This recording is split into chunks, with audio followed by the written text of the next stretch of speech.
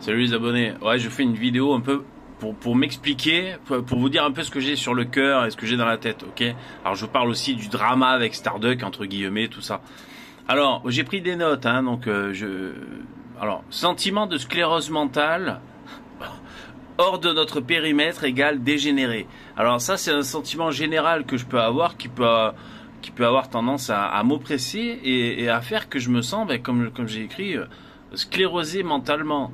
C'est-à-dire, hors de nous, pas de salut.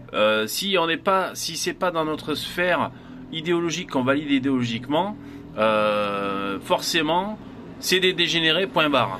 Donc c'est la fin de la réflexion, c'est la fin de l'ouverture sur l'autre, de la réflexion, de se remettre en question, d'échanger. En fait, on devient des putains de cailloux, les mecs. Voilà ce que je dis. Donc, c'est pas forcément Starduck, je veux dire, parce qu'après, je dis aussi que des fois, j'ai mes règles, et donc, bon, voilà, je suis parfois soupolé, c'est pas la question. Donc, je continue, hein. Pour une fois que j'ai une invitée, donc Alexandra, vous avez remarqué, la chaîne, on n'a pas souvent des invités, souvent vous demandez des invités. Là, j'ai une invitée, qu'est-ce qui se passe? Donc, c'est une féministe, c'est un cerveau malade, forcément.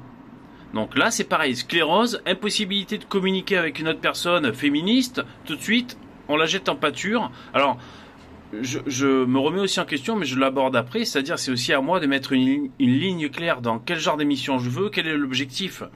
Peut-être c'était un problème avec la miniature, une féministe de droite, vous attendiez à quelque chose et quand elle tenait des propos déconstructionnistes ou je ne sais quoi, pour vous, ça a fait tilt erreur 404 parce que vous êtes senti trahi sur la promesse du produit, d'accord? Donc bon, il y a aussi ma responsabilité d'éditeur, c'est-à-dire quand je balance une miniature et un thème.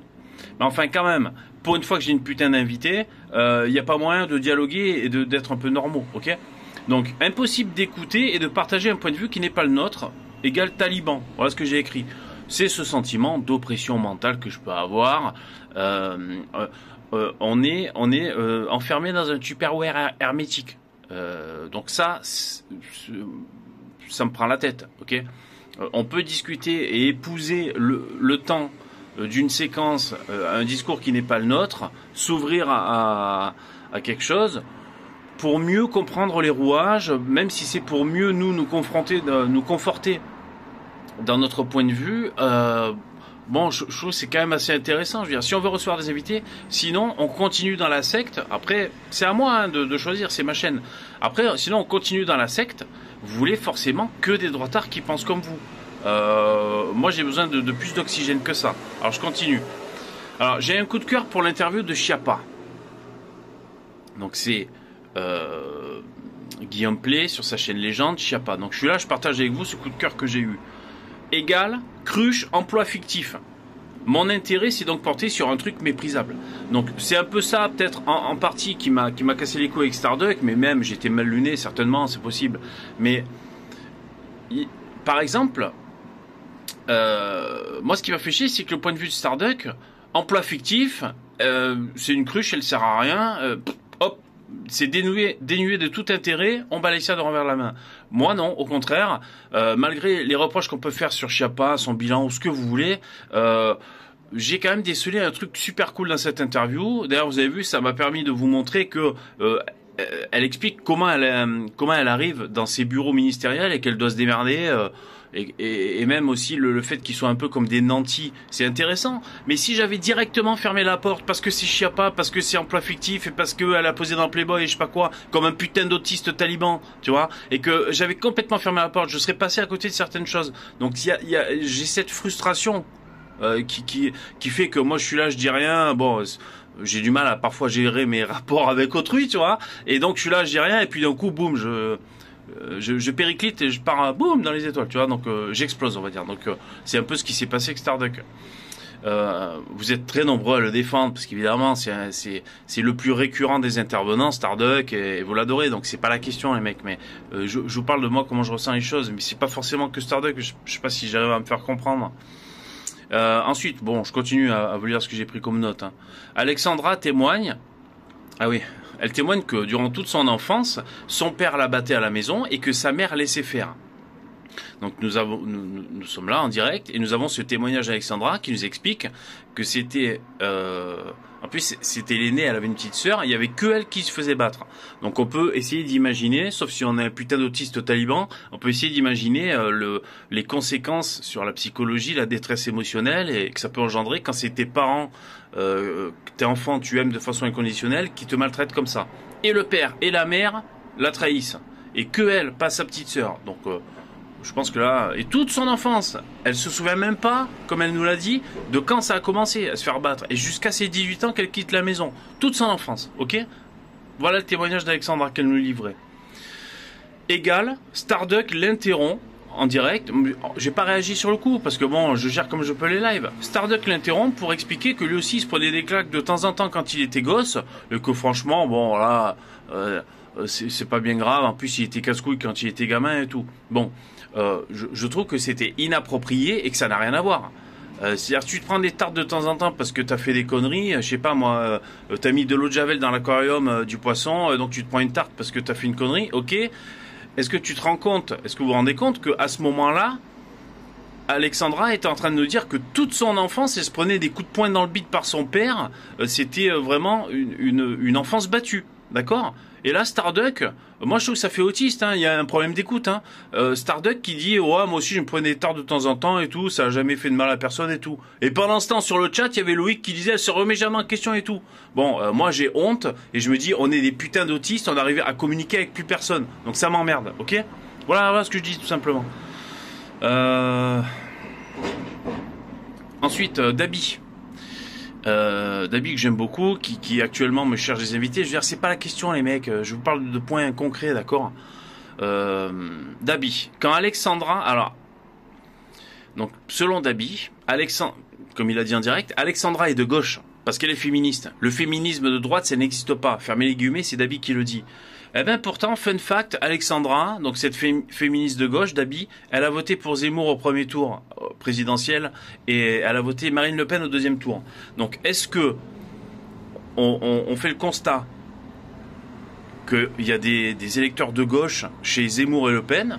C'est intéressant, on prend ça pour acquis. Ou sinon on se dit, il y a peut-être des éléments qui mériteraient qu'on s'y attarde, qu'on se pose des questions, qu'on réfléchisse. Peut-être que tout n'est pas ou sale gauchiste ou gentil droitard. Il y a peut-être, je sais pas, il y a peut-être des nuances à aborder. Donc moi j'ai trouvé ça regrettable. Le meilleur moyen, enfin je trouve que là, si c'est une féministe de droite qui a voté Zemmour et tout, elle repart de l'échange avec nous. Elle se dit, c'est bon, je suis pas de droite et j'ai pas envie d'aller avec ces mecs de droitards, on peut pas discuter avec eux, ils te rejettent en te disant, ils te balancent à la gueule que t'es de gauche alors que t'as voté pour Zemmour, c'est l'inverse de sexy, c'est un putain de repoussoir, voilà ce que je veux dire. Moi ça m'interpelle, j'ai envie de réfléchir, d'écouter, même de faire des remises en question et de pas me sentir sclérosé, tu vois, ça empêche pas d'être assis sur des convictions. C'est pas parce qu'on écoute d'autres discours ou qu'on essaie pas de mettre de l'eau dans son vin, mais on essaie de nuancer les choses et tout. C'est pas pour autant qu'on va rogner des déterminations qu'on a sur certains points, d'accord. Bon. Ensuite, alors je conclus après, oui, parfois VV est borderline, il pète un câble, on sait pas trop pourquoi, il a ses fixettes des fois. Bon ben oui, voilà, donc je suis pas parfait, étonnamment. Oui, VV est sous pression, j'ai écrit. Oui. C'est vrai, entre autres, hein. Alors déjà, j'ai ma putain de tendinite qui me fait chier au bras, tu vois, et quand je suis là, tout le long du live, j'ai mal. Bon, c'est pas de votre faute, puis c'est pas pour me chercher des excuses, mais je vous explique un peu. Oui, je suis sous pression, donc la chaîne va droit dans le mur pour l'instant. Le mois dernier, merci les donateurs, hein, les soutiens, les likers et tout. Le mois dernier, donc septembre, on a fait 500 balles, je crois, de dons. Vous savez, moi, je suis sur un objectif de 1000 euros. Donc là, le mois qui est passé, je l'ai dans la tête. Je sens que là, on va pas dans la bonne direction pour y parvenir, pour y arriver. Donc oui, ça fout la pression, d'accord. Et c'est pour ça me fout la pression. J'ai envie qu'on s'ouvre au dialogue, qu'on s'ouvre avec des gens.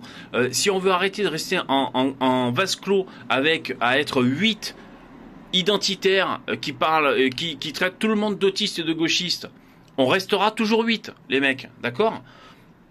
Donc si on peut discuter de façon assez ouverte et paisible avec les gens, peut-être qu'on pourra un peu grossir l'audimat et peut-être qu'on pourra faire survivre la chaîne. Donc il y a ça aussi, c'est pour essayer de vous expliquer. J'ai pas encore tout identifié, hein, ce qui me tracasse, mais bon. Donc oui, ça fout une pression, d'accord.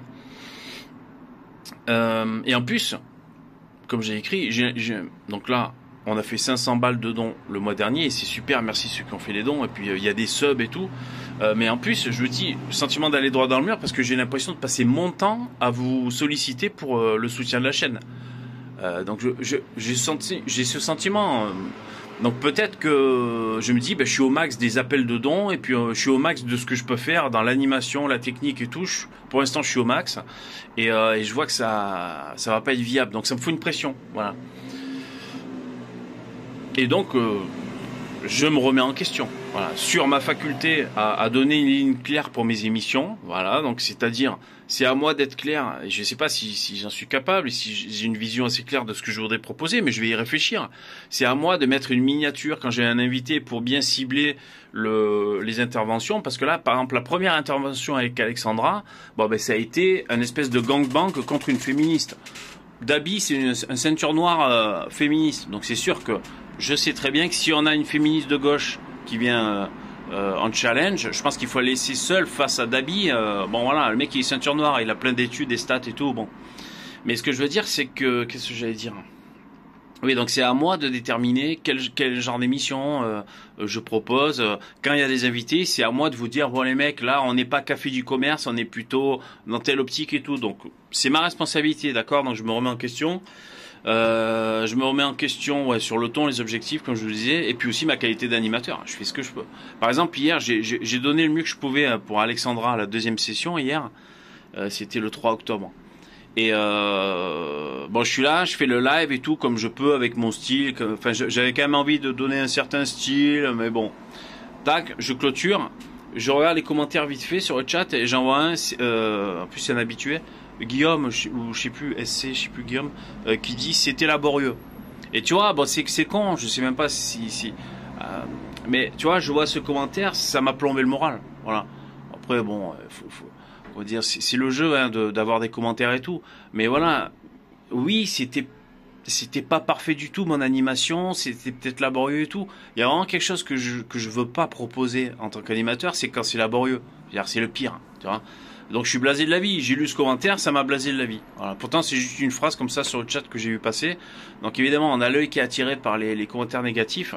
Voilà, ça m'a blasé, je me suis dit bah ouais bien sûr que c'était laborieux et tout, je suis pas animé, ça m'a cassé les couilles. Alors il faut forcément un truc structuré. Bonjour, première question, je te laisse te présenter, d'accord. Alors deuxième question, on va définir les thèmes. Voilà, moi j'ai un côté trop punk, trop artiste, j'ai pas envie de me cantonner à ces putains d'interviews et je déteste toutes ces putains d'interviews qui commencent, je te laisse par te présenter. Fils de pute, tu peux pas présenter l'invité, tu peux pas faire un minimum de travail. Donc vous voyez, moi j'ai vraiment mon caractère, ma tête de con. Et donc voilà, j'ai envie de proposer des interviews comme ça qui me ressemblent. Mais c'est loin d'être parfait, je comprends. Donc ça peut être poussif. Je galère à aligner 3 mots. Donc vous voyez, je me remets en question. Voilà, tout ça pour vous dire. Bon, bref. C'était un peu mon petit check-up. Alors il va falloir que je trouve un titre à cette putain de vidéo. Elle va faire 18 vues. Bon, on s'en fout un peu de tout ça. Mais bon voilà, c'était pour un peu vous expliquer. Bon allez, rendez-vous du lundi au jeudi à partir de 21 h pour On a tous un truc